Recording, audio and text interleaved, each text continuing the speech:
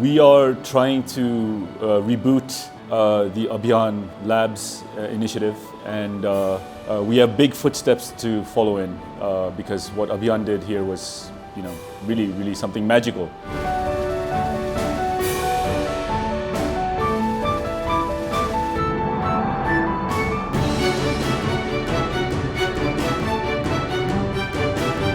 So we're starting small and scaling up. We're beginning with just some small workshops where kids get to play around with some electronics and learn some basic concepts of electronics and how to make simple things like radios.